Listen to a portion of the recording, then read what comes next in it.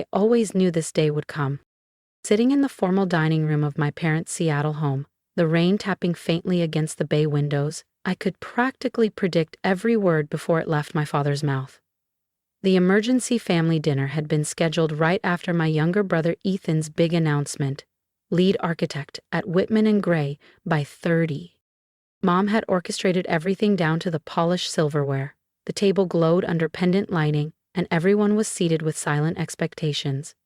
Dad stood at the head, still clinging to his retired Amazon executive posture. Mom sat to his right, adjusting her pearl earrings, her face tight with worry. Ethan sat beside her, beaming in his charcoal blazer.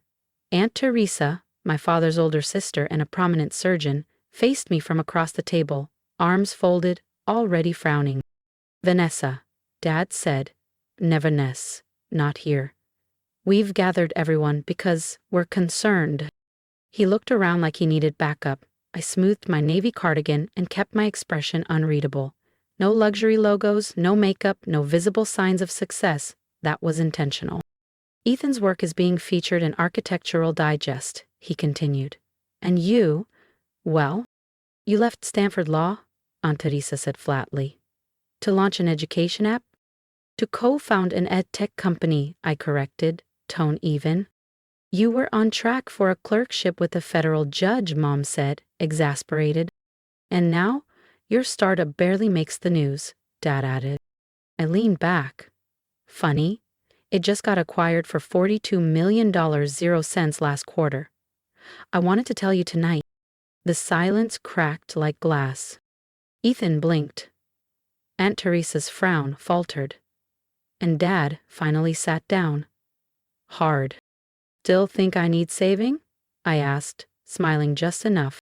"Someone had to do something," Aunt Teresa said, her voice defensive. "You've been working out of that tiny office on Pine Street, driving that old Corolla, living in that starter condo," Mom added, eyes soft with concern. "We just want you to have the life you deserve." I checked my phone discreetly. 6:58 p.m. 2 minutes until the Wall Street Journal article dropped, right on cue. Dad leaned forward, voice rising. "Your brother's a partner with equity. Do you even understand what that means, Vanessa? Real money, real status. And you? Still playing with code. What do you even have to show for it?" I tilted my head slightly. "Would you like me to explain?" "Please," Mom said quickly. "We've been trying to understand." "Actually," I replied, "I think the Wall Street Journal will explain it better." Right then, Mom's phone buzzed. She glanced at the screen and froze. Her hand trembled. "Clara?" Dad asked. "What is it?" She slowly turned her phone around. A bold headline stared back at them. "The Seattle startup becomes AI security unicorn with $4 billion, 0 cents valuation. Vanessa Tran, 31, founder and CEO of Signatech." My company's logo glowed beneath the text, and my face, smiling professionally, captioned with a title none of them ever imagined. Uncle Robert snatched the phone. This must be a joke." "No joke," I said calmly, "though it's a bit outdated. After this morning's acquisition deal, we're closer to $6 billion. Ethan choked on his water. Mom's phone lit up again, buzzing nonstop as alerts and headlines exploded across every financial feed. "That little office? I own the building. That condo? It's the top-floor penthouse at the Morrison. That car? A choice, because real success doesn't beg to be seen." I turned to Dad, meeting his stunned gaze. "You never asked. You were too busy being disappointed." Uncle Robert was still scrawling, his hand trembling slightly. "The board, the investors, includes 3 Fortune 500 CEOs," I offered casually, "and the largest tech venture fund in the world. We stayed under the radar for security reasons while refining the AI." The journal article was thorough, exactly as we'd planned. Signatech's quantum-grade AI security platform rendered traditional encryption nearly useless. Banks, defense agencies, and global enterprises were already lining up. And I owned 51%. Dad looked like someone had pulled the ground out from under him. "Why didn't you tell us?" I stood and buttoned my navy blazer. Because sometimes silence is your greatest leverage. I picked up my bag. I have a Bloomberg interview in under an hour. They're running a segment on transformative tech founders. As I reached the hallway, Mom's voice cracked. Vanessa, wait. Please. I turned, pausing just long enough to say, and Ethan, congratulations again. 7 figures is great. Let me know when you want to talk real wealth. Her mouth opened, but no words came. Ethan's jaw clenched, and Uncle Robert just kept staring, as if the numbers might change if he blinked. Outside, a black Lincoln waited. My phone buzzed. A message from Marcus, my COO. Of 30% pre-market. Momentum's insane. Asia's lighting up. You ready to change the world? Always, I typed back. Inside the studio, the lights blazed as the Bloomberg broadcast went live. Michael Jensen leaned in. Vanessa Tran, the billionaire founder no one saw coming. How did you stay hidden? I smiled, knowing my family was watching. Because success doesn't need applause, just vision. During the break, messages flooded in. Dad, Vanessa, we should talk. Mom, every board wants to reach you. Ethan, called me. Uncle Robert, my committee has questions. I silenced them all. Marcus had just texted again. Goldman Sachs is on the line. They want to schedule a meeting. Marcus smirked. I smiled, thinking of my old corner office at Goldman, the one I'd left behind 3 years ago. The same Goldman Sachs that had passed on our Series A. We're back in 30, the producer called out. As the cameras blinked back on, Michael Jensen leaned in. Vanessa, your AI-driven quantum encryption is being called revolutionary, industry-altering. How does it feel to disrupt the global cybersecurity landscape? It feels like validation, I said, thinking of all the holidays where my work was brushed aside as a phase. But this is just the beginning. After the interview, I checked my phone. 147 missed calls. Headlines spread like wildfire. Stealth CEO shakes up tech. Vanessa Tran, the billionaire nobody saw coming. Cosmetech redefines security with quantum leap. When I arrived at HQ, Sarah met me at the private elevator. Your brother's been in the lobby for 2 hours. Of course he has. I opened the security feed. Ethan sat in his perfectly tailored blazer, scrolling nervously. His aura of certainty was unraveling by the minute. Let him wait. My office spanned the top floor-to-ceiling windows facing downtown. The same skyline where Whitman and Gray's offices sat, just blocks away. Word for 2 p.m., Sarah said. And the New York Times wants your origin story. Push the Times to next week, I replied, settling into my chair. Let Goldman sweat a little. A knock at the door. Marcus entered, holding a tablet. You'll want to see this.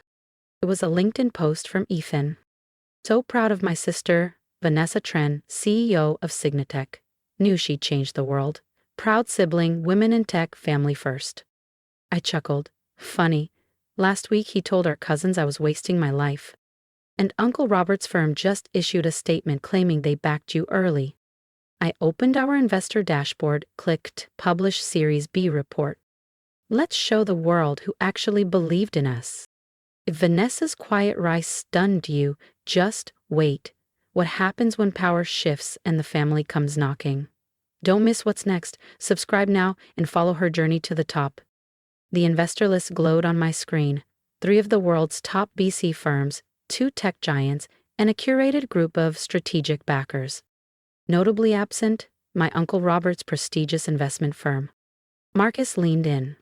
Also, Whitman and Gray's managing partner called. They want to pitch for our legal business. I arched a brow. Let me guess, Ethan's their suggested lead? Said he could offer the family rate.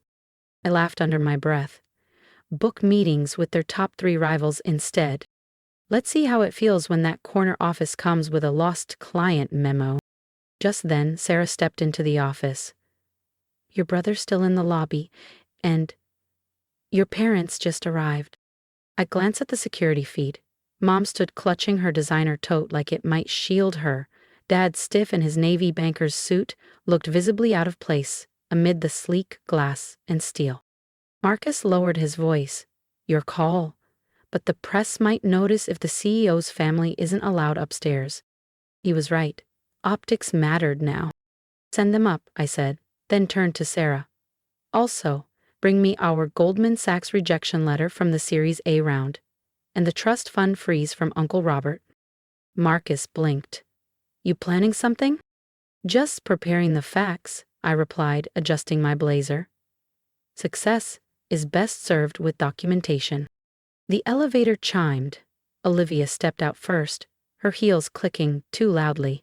Mom and Dad followed, eyes wide at the sweeping skyline view. Vanessa, Mom began softly, why don't you tell us? Tell you what? I said evenly. That Signatech hit a $6 billion 0 cents valuation? That I bought the Morrison Tower last year? Olivia blinked. You? You own our firm's building? And half the block, I smiled. Being your landlord is just a side project. Dad stepped forward. Sweetheart, we were wrong. You were silent, I said, holding up the trust fund freeze letter. Until now, or like when Uncle Robert decided I needed to learn responsibility, I said, holding up the letter again. Mom sank into the nearest chair. You thought you knew better. I walked slowly to the window. You thought success only came in one shape. Corner offices, tailored suits, and Ivy League titles. I turned to face them. Want to see what real success looks like? I pressed a button on my desk. The frosted glass behind me faded to clear, revealing the vast innovation floor below. Rows of engineers, developers, and research scientists immersed in their work. Fifth, I said, is what $6 billion 0 cents looks like. 200 brilliant people building the future of cybersecurity.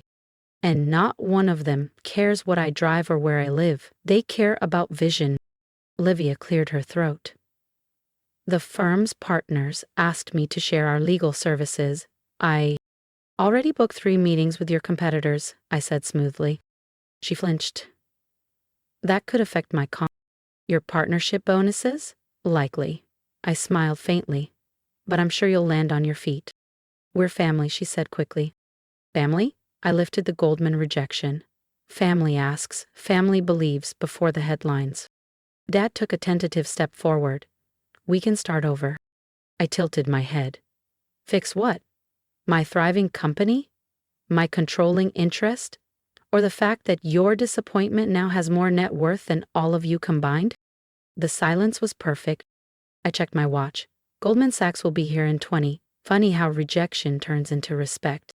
Vanessa, please, Mom whispered. Join us for dinner. Let us try. I looked at them, really looked. The shine in their image was fading. I have a better idea, I said. I'll be keynoting the World Tech Summit next week. You can watch from the audience. They understood. As they left, Marcus reappeared. Stocks still climbing. Tech leaders want meetings. Press is nonstop. I smiled. Let them wait. Ready for the Goldman pitch? Marcus asked, a glint in his eye. I smiled, remembering my old boss scoffing when I gave notice. Oh, I'm ready, I said. Let's show them what they passed on. Because success wasn't just about proving them wrong. It was about proving me right. And I was just getting started. The main stage at the World Tech Summit was even more electrifying than I'd imagined during those long nights coding alone. Towering screens pulsed with Signatech's logo. 5,000 attendees filled the grand hall. Every major tech outlet had front row access. From backstage, I spotted my family taking their seats, 4th row center. Mom in her signature Chanel. Dad, sharp in his tailored power suit. Olivia looked tense, her usual courtroom armor stripped by the unfamiliar. Even Uncle Robert had managed to find a seat, despite not being invited. 2 minutes, Miss Tran, the stage manager said. I adjusted my blazer over a sleek black dress. Hair pulled back, no flashy accessories. Not the kind of success they had once praised, but exactly what a billion-dollar founder looked like. My phone buzzed. Marcus again. Stock just hit $450, 0 cents. That's 180% up since the WSJ story. Ready to shock the room? I smiled. They had no idea. The announcer's voice echoed, "Please welcome the founder and CEO of Sagnatech, Vanessa Tran." Applause thundered. I stepped onto the stage with calm authority. The screens behind me flickered to life. 3 years ago, I began, I left a prestigious finance career to chase what my family called just a dream. Today, that dream is worth $8 billion. Dad flinched. But this isn't just about money. It's about vision. Where others saw encryption as a wall, we saw a doorway. A quantum doorway. And this morning, I added, we were awarded a $12 billion 0 cents federal contract. The crowd erupted. In row 4, Mom clutched Dad's arm. Olivia's jaw dropped. And, I continued with a calm smile, we've acquired Morrison Digital Securities. Her head snapped toward me, her firm's largest client gone in a single breath. But perhaps more significantly, I paused, letting the moment settle. We've launched the Tran Innovation Foundation, a $500 million, 0 cents, endowment to back young entrepreneurs who, like me, were told their vision wasn't practical. The screens behind me shifted to reveal our first initiative, full scholarships for women in tech, especially those dismissed or underestimated. As I laid out Signatech's global expansion plans, I watched their faces. Dad wore a smile. Too proud, too late. Mom wiped a tear, finally understanding what she had ignored. Olivia furiously texted, likely her firm's crisis team. After the keynote, the media closed in. Ms. Tran, how does it feel to be called the next Steve Jobs? Is it true you're the youngest self-made billionaire in tech? Can you comment on the Goldman Sachs merger rumors? I answered each one smoothly. Meanwhile, my family hovered at the edges of the crowd, uninvited to the spotlight they once denied me. Back in my office hours later, Sarah placed the evening headlines on my desk. Vanessa Tran redefines tech power. Quantum Solutions seals $12 0 cents B federal deal. They're still here, Sarah added. Tried security again. I nodded. Send them up. They entered, not like titans of industry, but like children who'd just realized they were no longer in control. That was, Dad began. Revolutionary? I offered. World-changing? Or just me playing with computers? Mom stepped forward softly. We were wrong, Vanessa. Yes, I replied. You were. Olivia nodded at the screen. The foundation. It's incredible. It's necessary, I said. So other women don't grow up believing no is the only answer. Uncle Robert cleared his throat. About your trust. It's still frozen, I cut in, and I'm thriving without it. Dad tried again. We want to be part of this, part of your success. I turned to face them fully. My success happened without you. Happened despite you. The time to join was 3 years ago, when I needed your support. Olivia's voice was quiet. Then why let us come today? Because success isn't about revenge, I said softly. It's about growth. You needed to see that the daughter you dismissed changed the world. The sister you pitied owns your firm's building. The niece you tried to control built an empire. I pressed a button. The frosted glass shifted to clear, revealing our bustling operations. Hundreds of employees, millions in equipment, the future unfolding in real time. This is what believing in yourself looks like. This is what happens when you refuse to let others define your worth. Mom wiped tears from her face. Please, give us a chance to make it right. I smiled. You already did. Your doubt made me stronger. Your dismissal made me determined. Your lack of faith made me unstoppable. Dad finally spoke. I glanced at my phone as another alert popped up. Now I have a company to run, an industry to revolutionize, and a generation of entrepreneurs to support. You're welcome to watch from whatever distance you've earned. They left quietly, finally understanding the power had shifted. Later that night, Marcus entered with the market close report. Stock hit $500, 0 cents. Market cap over $10 billion, 0 cents. Then to the board, I said, and schedule Goldman Sachs. he warned. "They'll try to buy you." I smiled. Let them try. True success isn't who's at the finish line, it's who believed at the start. My phone buzzed again. I ignored it because my story was just beginning. If Vanessa's journey has inspired you, I'd love to hear your thoughts. What advice would you give someone fighting to prove their worth? Drop a comment and share your story. Remember, success starts with believing in yourself even when no one else does.